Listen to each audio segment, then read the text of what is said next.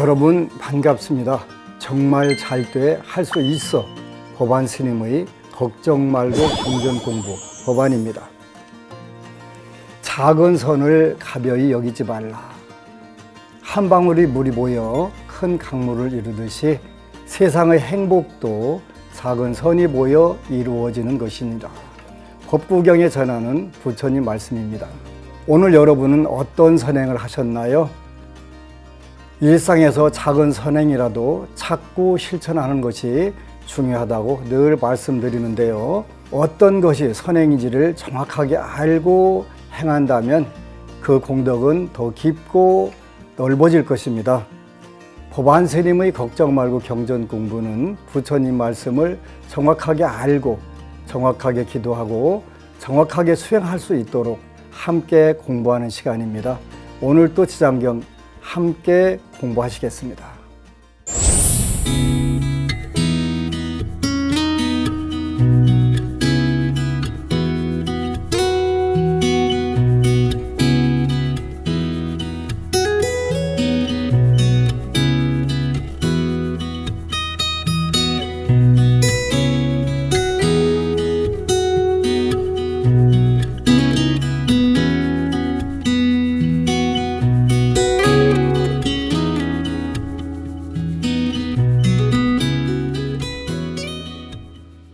오늘의 주제는 지장경과 미래 사회라고 하는 제목으로 함께 할 건데요. 미래 사회의 변화에 지장경의 가르침을 어떻게 적용할 것인가, 지속 가능한 사회와 공동체를 만들기 위한 지혜를 어떻게 모색할 건가 하는 이런 부분들인데요. 그 이전에 이 지장경의 그 근원이 되는 경전은 초기 불교의 그 담장박경이라고 하는 경전이 그 근거가 된다고 할 수가 있는데, 담장박경은 빈빈사라 대왕의 전생의 친척들을 그 석가세존께서 구원하는 그런 가르침입니다. 거기에 보면 그 1000명의 아귀들이라고 나오는데, 이 아귀들은 지금 우리가 말하는 육도에서 천상, 인간, 아수라, 지옥, 아귀, 축생, 그 아귀가 아니라 우리보다 먼저 죽은 모든 영혼을 아귀라고 한다고 하니까 정확한 개념들을 알고 우리가 그 신앙을 하는 게 중요할 것 같아요. 그 석가모니 부처님은 아귀 세계만 구원할 수 있다 이렇게 표현하는데, 지장경에 보면은 무간지옥까지 다 구제할 수 있다라고 하셨으니까 거기에서 담장박경에 나오는 아귀는 현재 우리가 말한 육도의 아귀가 아니라 우리보다 먼저 죽은 모든 영가, 영혼을 말한다. 이렇게 여러분들이 기억을 하시면 그 지장 기도하는데 훨씬 도움이 될 것 같습니다. 그 일제 강점기 때 우리나라에 3대 그 천재 학생들이 계셨는데, 우리가 현재 쓰고 있는 성문의범이라고 하는 그 불교 의례집을 구성하셨던 안진호 스님, 또 권상로 스님, 김대은 스님, 요 세 분이 천재 학생이라고 일컬어지시는 분들인데, 오늘은 그분들이 쓴 성문의범에 보니까 적석도인 7가지 방생, 요런 말씀이 나와요. 그래서 오늘날 우리가 행하고 있는 신앙행위, 불교와 관련된 신앙행위, 또 우리가 전례적으로 역사적으로 내려왔던 이런 신앙행위에 대해서 한번 정확하게 한번 짚고 넘어간다면 좋을 것 같아요. 이제 제가 금생에 와서 부처님과 인연을 맺고 불교를 공부하기 시작한 때가 올해가 51주년인데 51주년, 또 그 기간 동안에 한 40여 년을 기도를 하다 보니까 나름대로의 견해가 좀 생겼다라고 생각을 해요. 그래서 저는 우리 시청자를 비롯한 모든 분들이 부처님 가르침이 4가지 정도로 갖췄으면 좋겠다 이런 생각을 하고 나름대로 정리를 해봤어요. 그게 이제 첫 번째로는 우리가 현실 생활에서 현실 생활에서 도움이 됐으면 좋겠다. 그래서 생활불교였으면 좋겠다. 이런 생각을 해봤어요. 그래서 첫 번째가 생활불교고, 그 다음에 우리 많은 불자들이, 대한민국 불자들은 복이 많고 신심이 많은데, 이 신심을 어떻게 펼치고, 어떻게 배우고, 어떻게 펼쳐야 정확하게 불교적인 신심인지, 이런 부분들에서 우리가 신앙심이 있었으면 좋겠다, 이런 생각을 해서 첫 번째는 생활불교, 두 번째는 신앙불교가 됐으면 좋겠다, 이런 생각을 했어요. 그 다음에 세 번째는 우리가 불교를 공부하는데 남들이 막연하게 정확하지 않은 지식으로 전하는 그런 불교 말고 지성불교, 제대로 올바로 공부해가지고 전하는 그런 불교를 했으면 좋겠다 하는 생각을 많이 해요.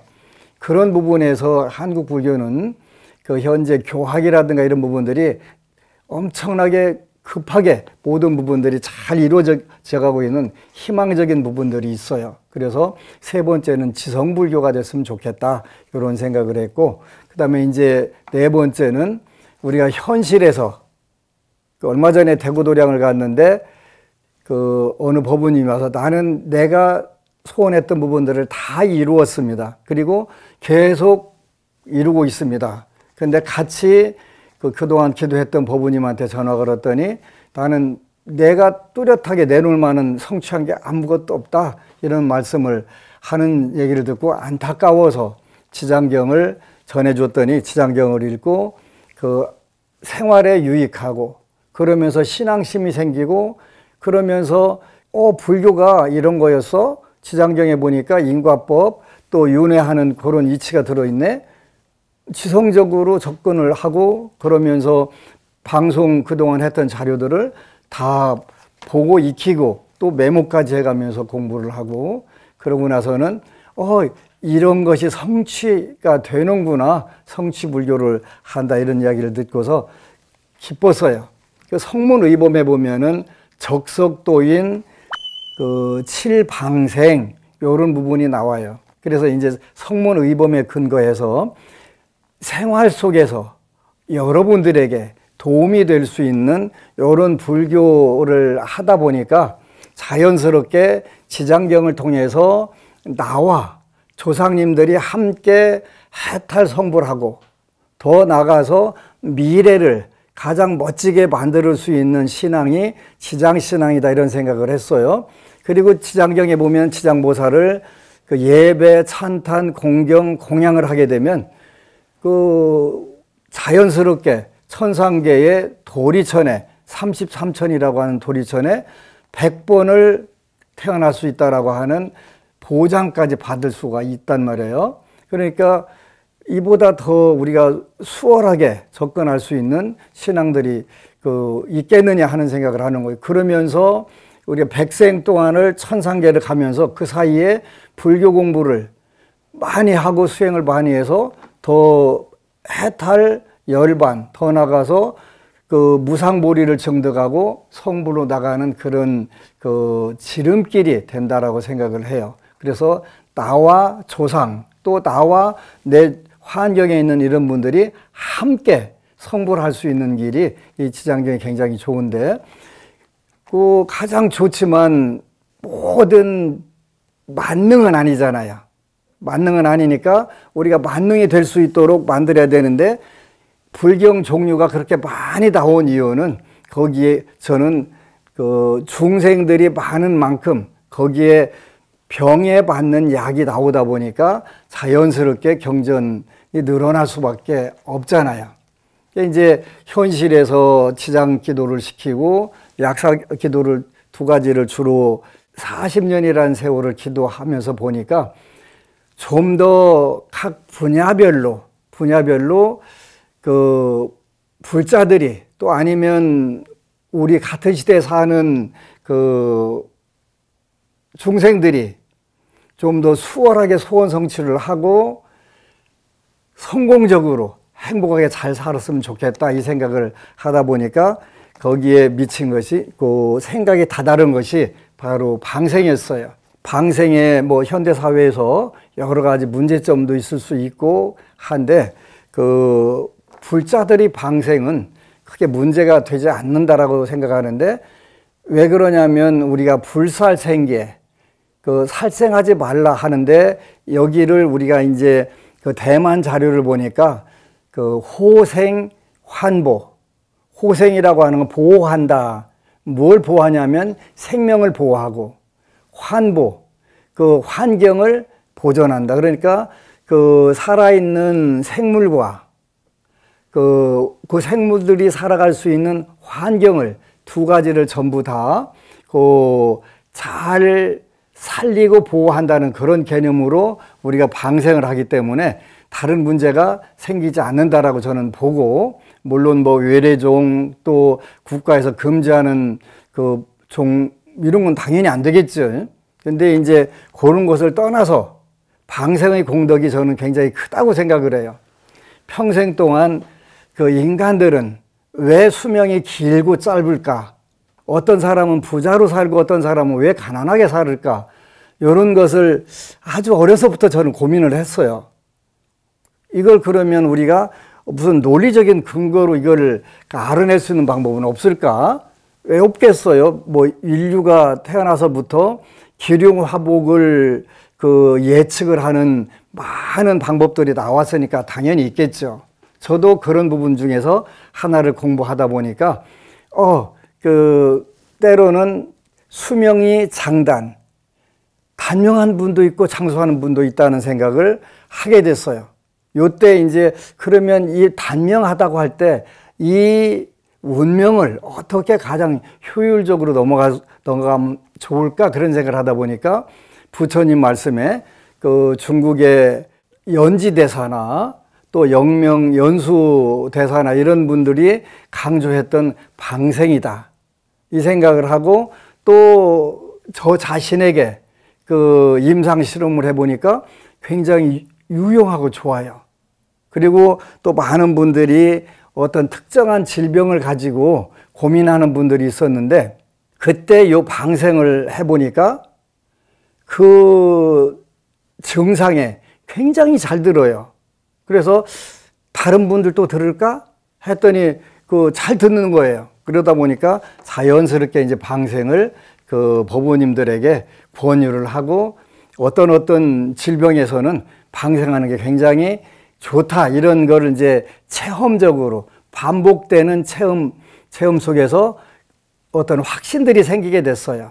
그래서 저는 이제 그 단명하다 또 늘 그 건강하지 못해서 병이 많다 그 다병 용왕 방생 기도가 그 특히 그 치매 기운이나 이런데 많이 도움된다는 사실을 저 경험으로 그 여러 번 반복해서 느끼게 됐어요. 그래서 이런 질병에는 요 아주 유용한 거다 이렇게 해서 저하고 인연 있는 분들에게는 권유를 해서 하게 되는 경우들이 많아요. 근데 이제 적석도인이라고 하는 분은 7가지 경우에 그 방생을 하면 좋다 이렇게 2가지를 그 7가지를 말씀하세요. 그래서 이제 개인적으로 그 좋은 부분이 이 2가지가 있고 또 사회와 환경에 좋은 거 2개가 있고 우리가 불교를 믿고 신의 행정을 하는 과정에서 그 좋은 것이 3가지 해서 7가지 이렇게 나와요. 제1 구자손자 방생하라 그랬네요. 구자손자 자손을 얻고자 하는 자 구하는 자는 방생을 해라. 여기 이제 내용에 보면 세상 사람들이 자식을 얻고자 하며 약을 먹는데 온 힘을 쏟지만 그러나 많은 사람이 한평생 약을 먹고도 효험을 보지 못하는 사례가 많나니 그러므로 나는 말하기를 병이 있어서 자식이 없거든 약을 먹고 그러니까 그 어떤 육체적으로 질병이 있어서 자손이 안 생길 때는 약을 먹어라 이렇게 적석도인도 말씀을 하셨어요. 무조건 그걸 해라 이런 게 아니에요. 병이 있어서 자식이 없거든 약을 먹고 병이 없는데도 자식이 없거든 방생을 하라고 말하노니 이렇게 말씀하시네요. 대저 천지의 가장 큰 덕은 생명을 살림에 있음이라. 그러죠. 남의 생명 또 생명을 가진 존재를 살려주는 덕보다 더 큰 게 어디 있겠어요? 그러므로 사람을 살리고 만물을 살려서 살려주는 주고 살게 하는 이치가 끊어지지 아니하니 진실로 살게 해주는 마음을 삼아서 저를 살게 해주는 것이 반드시 나를 살게 함이니라. 방생만 하고 오면 꼭 자녀를 얻게 될 것이다. 제가 이제 금생에 불교를 만난 게 51년 됐다고 했잖아요. 이제 많은 분들이 많은 문제를 가지고 저한테 궁금하다고 와요. 근데 이제 학창 시절에 공부를 소홀히 하는 그런 분들도 자녀들이 많이 있잖아요. 그리고 특히 이제 아토피나 피부로 고생을 많이 하는 분들을 보는데 그런 분들은 저는 방생을 시켜요. 그러면 굉장히 잘 듣는 거예요. 가만히 살펴보니까 그 아토피가 심하고 또 학생 때 공부하는데 방황하는 그 자녀들을 보니까 우리가 옛날에는 그 애기들 낳고 해산 간호하면서 그 가물치나 잉어를 갖다가 그 임산부에게 먹였잖아요. 그런 경우에 그게 장애로 많이 나오는구나 하는 생각을 하는 거예요. 치장경에도 똑같이 그 산모가 아기를 낳을 때 살생을 하고 고기와 술을 먹고 잔치를 벌이고 하는 거에 대해서 그 조심하라고 하지 말라고 하는 구절이 있는 것처럼 이렇게 할 때 자녀들이 아토피 피부로 고생하는 경우가 있구나. 그리고 공부할 때 방황하는 경우가 있구나. 그래서 그런 때 이제 방생을 시키면 또 순하게 잘 가라앉고 또 마음을 잘 잡고 기도하는 경우들이 많이 있었어요. 그건 저만의 경험일 수도 있어요. 뭐 보편적으로 다 맞진 않겠지만 제가 생활불교에서 생활에 조금이라도 도움되는 불교의 측면에서 볼 때 이런 부분들이 있었어요. 그래서 그 첫 번째는 자손들을 구하고 자손들이 잘 되기를 바라는 분들은 방생을 하면 좋겠다. 적석도원이 첫 번째 말씀하신 거네요. 두 번째는 잉태자 방생하라 그랬네요. 둘째, 자식을 임신하거든 반드시 방생하여 산모를 보존하라. 세상 사람들은 자식을 임신하여 혹 귀신에게 빌어서 순산과 안녕을 바라면서도 방생을 통하여 모든 일에 안전을 기약하는 훌륭한 인과가 있음을 알지 못하는구나. 이렇게 말씀하셨네요. 사람과 만물은 천지의 생명이라 짐승의 새끼 가짐을 내가 구해주는데 내가 자식을 잉태하면 어찌 하늘이 보호하지 않겠는가. 그래서 여러분들이 소중한 자손, 귀한 자손을 두고 싶으면 또 산모가 건강하기를 바라면 방생을 하라 이렇게 말씀을 하셨어요. 그 세 번째는 소원자 방생하라. 그래서 첫 번째는 이제 자녀와 관련돼서 개인적으로 그 자손이 임신이 잘 안 될 때 또 임신을 했을 때 방생 공덕을 지어라 이렇게 말씀을 하시는데 방생 공덕은 그 약사경에 그 49마리 방생하라고 하는 그 이류중생을 방생하라 그런 구절이 나오고 금광명경에 그 또 방생수복이 그 언급이 되고 있어요. 이렇게 우리 생활 속에서 우리가 좋아지기 위해서 필요하다고 한 거라고 그랬죠. 세 번째는 소원자 방생하라 이렇게 소원이 있는 자. 셋째 기도하며 반드시 방생하여 복을 지어라. 세상 사람들이 말하기를 부처님께서는 밥을 드시고 귀신은 피를 마신다고 하나니 이는 크게 잘못 이해한 까닭이다. 무슨 뜻이냐면 우리가 뭐 우리나라도 산신기도, 용왕기도, 또 칠성기도, 독성기도 뿐만 아니라 많은 기도들이 있고 오늘날 유튜브에도 많이 나오는데 이런 부분에서 산신이나 용왕에게는 고기를 올려야 된다든가 이런 부분들이 많이 있잖아요. 근데 그게 아닌 경우들도 있는 거예요. 그 남인도에서 오신 스님 한 2,500명이 한 절에 계시대요. 근데 그 절에 스님 한 분이 아주 바쁘시대요. 그리고 왜 바쁘냐고 물어봤더니 용왕 기도를 이렇게 많이 하시는 거예요. 근데 그 스님한테 와서 용왕기도만 하면 소원성취를 다 하니까 소문이 나서 주위 아는 분들은 전부 다 그 이분한테 와서 그 용왕기도를 하는 거예요. 그 비결이 뭐냐 그랬더니 그 산신기도도 마찬가지지만 용왕기도도 오신채까지도 금하고 그 기도를 한다 그 이야기를 듣고서 굉장히 좋은 내용이다 이런 생각을 했어요. 우리가 산신기도는 일반적으로 술과 고기를 먹지 않고 또 음식을 굉장히 조심하고 이렇게 되는데 용왕기도는 산신기도보다 더 그 부분에서 엄격하다라고 말씀을 해주더라고요.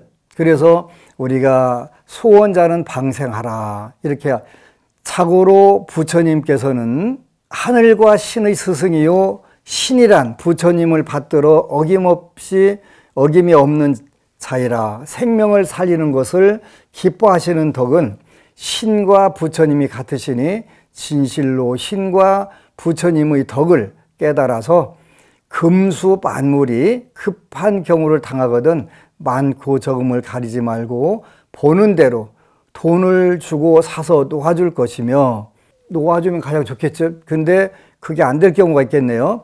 만약 돈이 없어서 어떻게 할 수 없는 경우에는 염불이라도 하여 주면 자연히 높은 천신들이 감동하여 복을 얻음이 한량 없을 것이니라 이렇게 말씀하셨네요. 형편이 닿아서 사서 놔줄 수 있으면 그보다 더 좋은 게 없고 그렇게 할 형편이 안 되면 염불이라도 해서 염불공덕으로 다음 생에 인도 환생하거나 그 삼선도로 갈 수 있게 염불을 해줘라 이렇게 말씀하셨네요. 세 번째예요. 그래서 그 소원자는 방생하라. 이제 네 번째는 우리가 윤달마다 하는 생전 예수제라고 하는 거 있는데 이 적석도인은 예수제를 당해서 방생하라 이렇게 말씀하셨네요. 넷째, 예수제를 지내고자 하거든 방생부터 먼저 하라. 세상 사람들이 언제나 스님을 청하여 불사를 짓고 미리 닦는 것은 진실로 죽은 뒤에도 육도에 윤회함에 업식이 아득하고 아득함이라. 미리 불보살님께서 어여삐 여기시는 자비를 베풀어 주시기를 구하여서 예수제를 지냄이 아닌가. 그러므로 자고로 세간의 자선은 방생보다 더 좋음이 없으니 내가 자비심으로 죽어가는 생명을 살려 방생하여 불보살님의 자비로우신 큰 덕에 감동을 하게 되면 반드시 그 복으로 불보살님의 가피를 입게 될 것이니라. 굉장히 중요한 부분이에요. 그래서 소원이 있는 자는 방생을 하고 두 번째는 생전예수제, 내가 전생에 지었던 업들을 다음 생으로 안 가고 차단을 시키고 다음 생에는 좀 더 좋은 여건으로 그 좋은 여건의 신체적 조건과 환경적 조건, 좋은 인연들을 만나기를 원하면 예수제의 방생을 먼저 하라 이렇게 말씀하셨어요. 그 다섯 번째는 재계자 방생하라. 재계, 그 팔관재계처럼 재를 받고 계를 받는 이런 계율을 받을 때는 먼저 방생을 하라 이렇게 말씀하셨어요.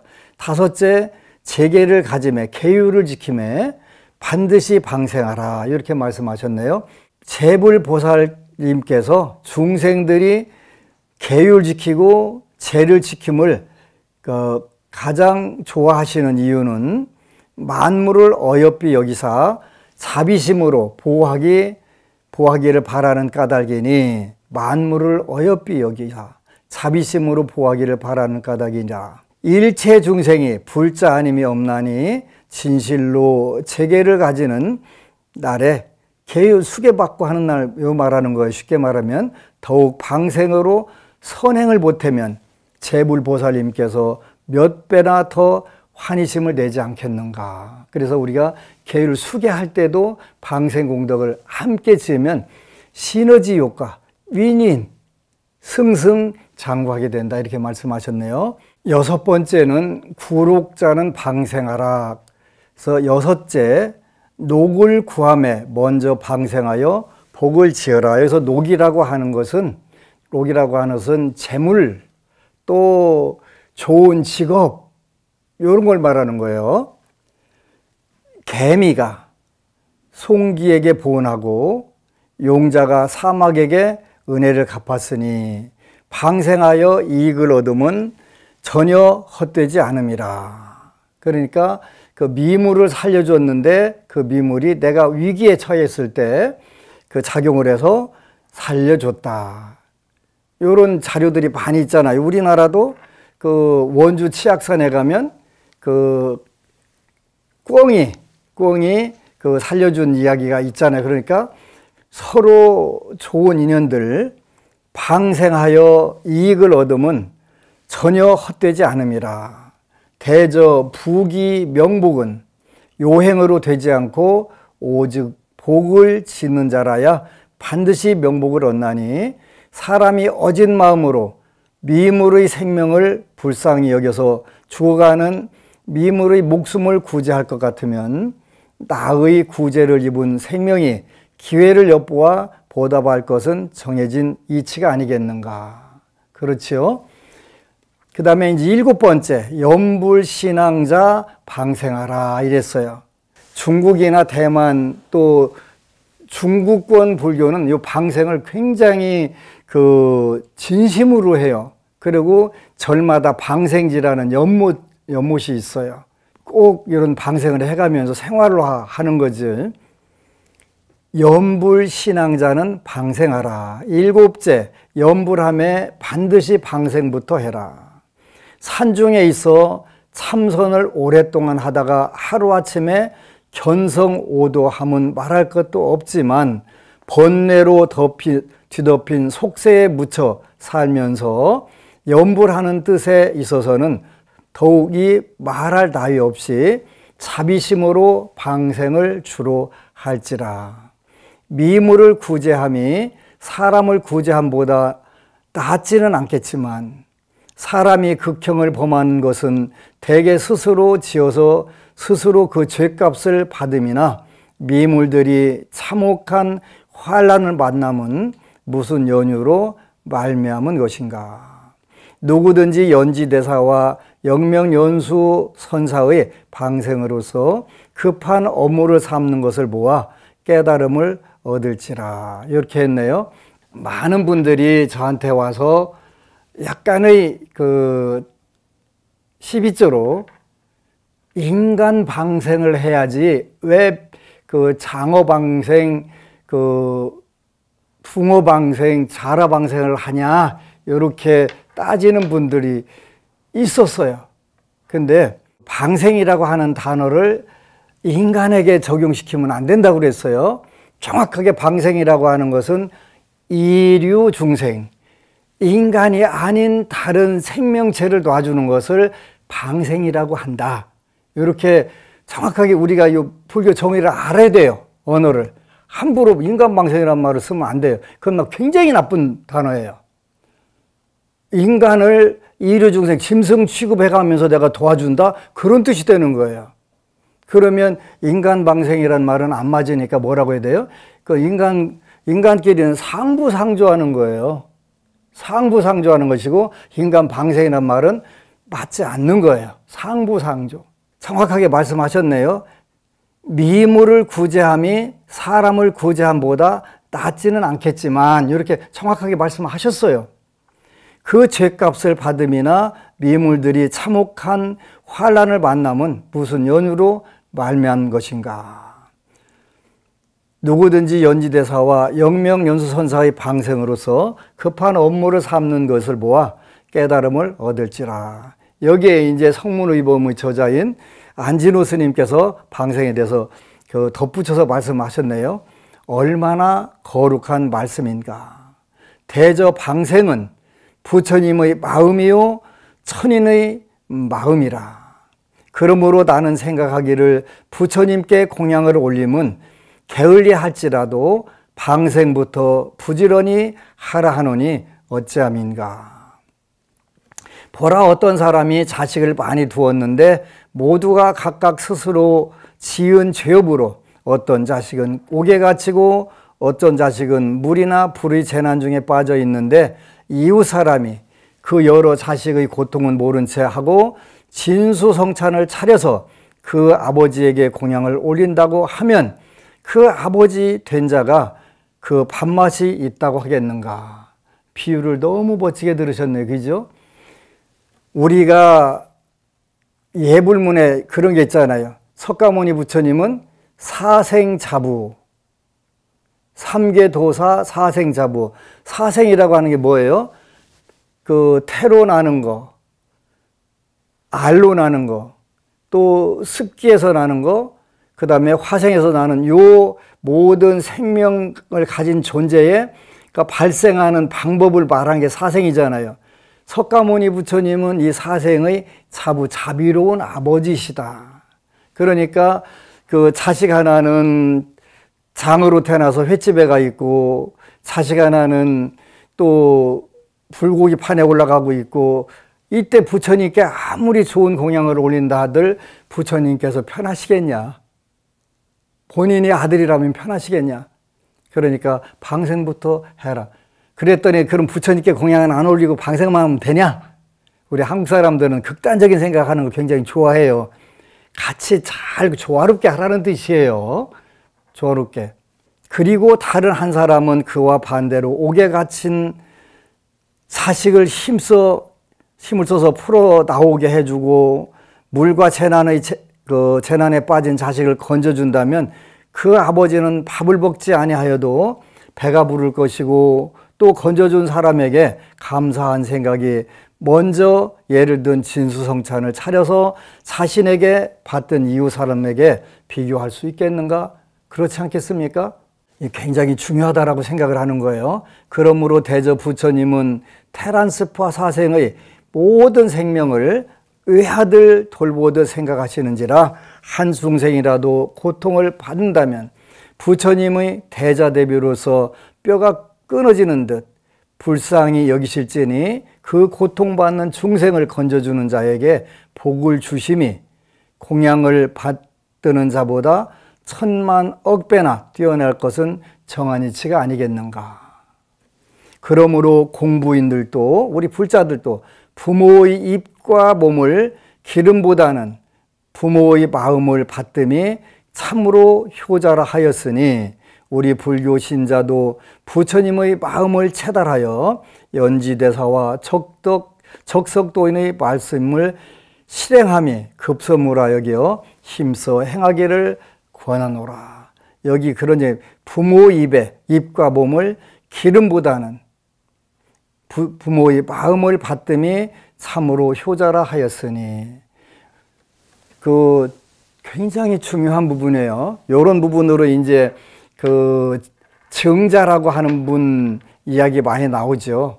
그 정자 형제가 이제 아버지를 위하는 방법이 두 가지가 있었대요. 형은 아버지를 이제 그 손님이 오면 그 고기가 있어도 고기를 대접 안 하고 그 손님들이 가면 아버지에게 대접을 하는 거예요.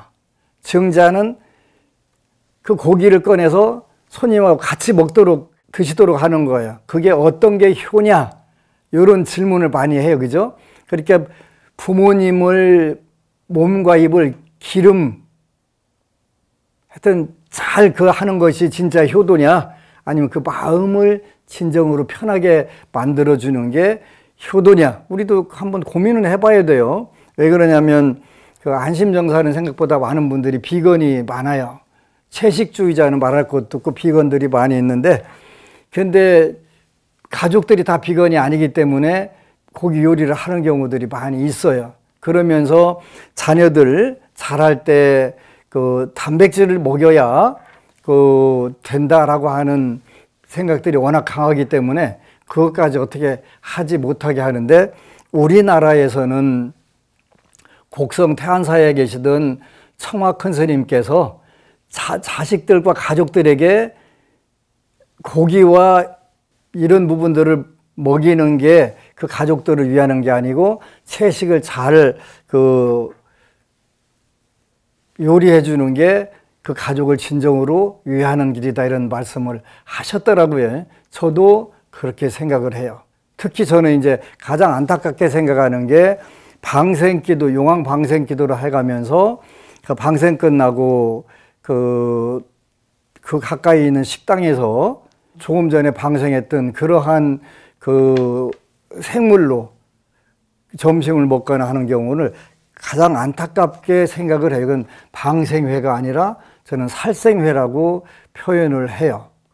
그래서 그 미물을 도와주는 것이 인간을 구제하는 것보다는 그 공덕이 부족할 수도 있다. 뭐 말씀하셨어요. 그렇지만 그 작든 크든 간에 그걸 하고 그리고 나서 여러분들이 어느 정도 마음에 또 그 경제적으로 여유가 있으면 그때부터 이제 본격적으로 우리 주위에 있는 상부상조의 대상인 이웃들에게 나눔을 실천하는 건 굉장히 중요해요. 저는 매달 부산 도량에서 방생을 해요. 방생을 해서 거기에서 수익금에서 군부대에 그 초코파이하고 포교할 수 있는 그 기금을 마련을 하고 한쪽으로는 방생을 해주고 또 거기에서 나온 수익금으로는 군부대 초코파이, 교도소 후원 이런 특수 포교를 해요. 그렇게 해서 그 이류중생 방생을 하고 우리 인간끼리는 상부상조하는 키트를 마련하는 것 뿐만 아니라 그 1년에 120톤 정도 공양미를 그 나눔을 하고 있어요. 현재 쌀값으로 120톤이면 3억 정도가 돼요.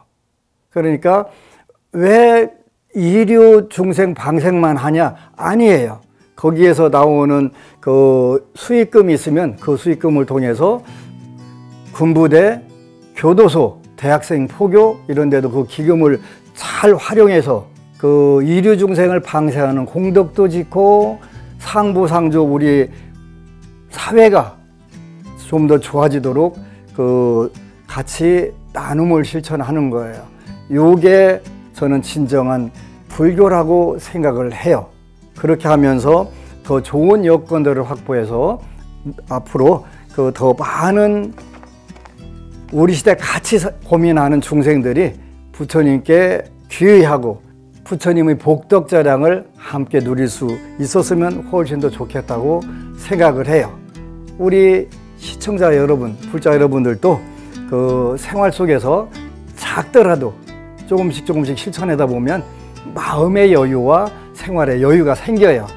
저는 엄청나게 많은 임상 실험을 해서 다 성공을 해서 여러분들에게 강력하게 권하는 거예요.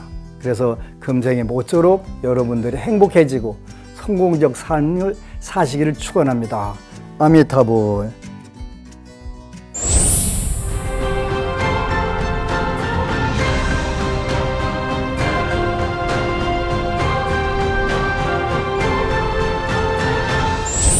운명을 바꾼 사람들, 요즘 여러분들이 보내주시는 시청 소감을 읽는 즐거움이 큰데요.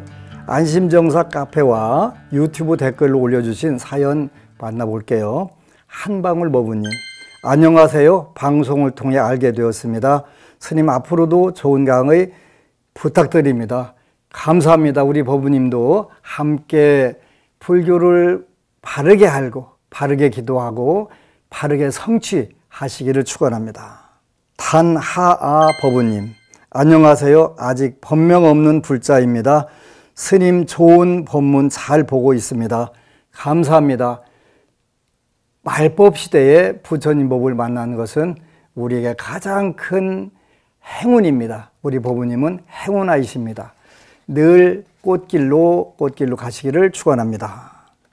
노지영 법부님, 스님 저는 지장경 독송하기 전에 삼배를 올리고 지장경 독송 후에 지장보살 정근하고 회양계하고 반야심경하고 삼배하고 마칩니다. 잘하고 있는 거지요? 그렇습니다. 아주 잘하고 계십니다. 또 좀 더 구체적인 기도 방법은 다음에 안심정사 카페에 가면 요 8종 진언 그 8가지 기도하는 그 찬탄 구절을 잘 정리해서 올려놓은 게 있어요. 그 보시고 참고하시면 더욱더 좋을 거예요. 감사합니다. 법안 스님의 걱정 말고 경전 공부에선 기도를 통해 운명을 바꾼 사람들의 이야기를 전해드리고 있는데요. 여러분도 BBS 불교방송 홈페이지나 유튜브 댓글로 사연 보내주시면 소개해드리고 선물도 보내드리겠습니다. 그럼 오늘 또 운명을 바꾼 법우님 이야기 소개해드리겠습니다. 기적은 매일매일 쉼없이 일어납니다. 스님, 요즘 저는 전에는 하지 않던 공부를 열심히 하고 있습니다. 예전에 하신 법문도 방송 내용도 찾아서 차근차근 보고 또 보고 있는데요. 운명을 바꾸기로 마음먹은 이상 더 늙기 전에 해야겠다며 각오를 다졌더니 새벽에 일어나기도 무척 수월해졌습니다. 낮에 졸립다고 낮잠을 자지도 않습니다. 이 자체부터 저에게는 기적입니다. 전에도 기도는 했지만 정해놓은 시간이 없이 아무 계획도 없이 제가 편한 시간에 했거든요. 그리고 또 제 자신이 먼저 나서서 이것저것을 일거리를 찾아서 합니다. 예전에는 귀찮고 피곤하다는 핑계로 아예 일을 만들지 않았었어요. 집안 청소도 최소한으로만 겨우 했는데 지금은 집안 구석구석에 있는 것들을 다 꺼내어 정리하는데 제 자신이 신이 난답니다. 외출할 때도 나름 최선을 다해서 단장을 합니다. 만나자는 사람이 없어도 볼일을 보러 외출하는 자체만으로도 기분이 좋아졌습니다. 저 밑바닥에 가라앉았던 제 자신이 다시 살아나고 있다는 사실에 이루 말할 수 없이 행복합니다. 남편, 큰아들, 작은아들, 가족들을 위해 아침상을 3번이나 차려도 조금도 귀찮지 않습니다. 오히려 한 가지라도 더 챙겨 먹이려고 합니다. 이것 또한 기적입니다. 며칠 전에는 새벽에 기도하려고 일어났는데 큰아들이 밤새 한숨도 못 이루고 거실로 나와서는 어머니, 지금 하는 일을 계속 해도 될까요? 하고 하소연을 하더군요. 저는 그래, 할 수 있어. 정말 잘 될 거야. 그러니까 걱정하지 마. 라고 말해 주었습니다. 그랬더니 묘약처럼 마음이 안정되었는지 3시간 후에 깨워달라며 잠을 청하러 들어가더군요. 회사 생활이 이상과 맞지 않아 그렇게 고민하고 고민하더니 오늘은 또 다른 기적이 일어났습니다. 큰아들이 어머니, 사장님에게 제 의견을 말씀드렸더니 어려움이 있겠지만 중국 진출을 시도해보자며 당장 중국어를 배우라고 하셨어요 하고 신이 나서 메시지를 보냈더라고요. 저는 그동안 네가 원하는 것이라면 무조건 하라고 아들을 격려해 주었고 내가 할 수 있는 건 기도뿐이다 하면서 열심히 기도를 해왔습니다. 그랬더니 신기하게도 아들이 그토록 해보고 싶었던 일을 할 수 있게 되었다는 것이었어요. 스님, 저는 법우님들에게 감히 말씀드리고 싶습니다. 스님 말씀처럼 기적은 매일매일 일어난다고요. 아침까지만 해도 어깨가 축 늘어져 출근한 아들이 퇴근할 때에는 더없이 밝은 표정으로 들어왔으니 오늘 또 기적이 일어난 것입니다. 할 수 있어. 정말 잘 돼. 온몸에 전기가 오듯 찌릿한 감동이 몰려옵니다. 부처님 고맙습니다. 지장보살님 고맙습니다. 법안스님 고맙습니다. 10대 소원이 모두 이루어지는 날까지 열심히 기도하겠습니다. 그렇습니다. 우리 삶 자체가 기적입니다. 근데 우리 법우님은 그것을 드디어 알으신 거예요. 평소에도 그 기적은 일어나고 있었는데 이제 정확하게 알았으니까, 알아서 그걸 활용하고 있으니까 더욱더 행복해지겠죠. 삶이 기쁨 자체가 되는 거예요. 우리 법우님 정말 멋지네요. 화이팅!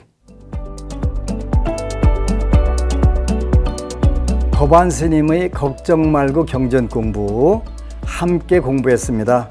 기적은 매일매일 일어난다. 제가 자주 말씀드리는데요. 여러분도 기적을 바라신다면 숨 쉬듯 기도하고 기도하십시오. 매일매일 여러분의 삶 속에서 기적이 일어나고 또 일어날 것입니다. 정말 잘 돼, 할 수 있어. 법안스님의 걱정 말고 경전 공부 다음 시간에 뵙겠습니다. 오늘 또 함께 해주신 여러분 감사합니다.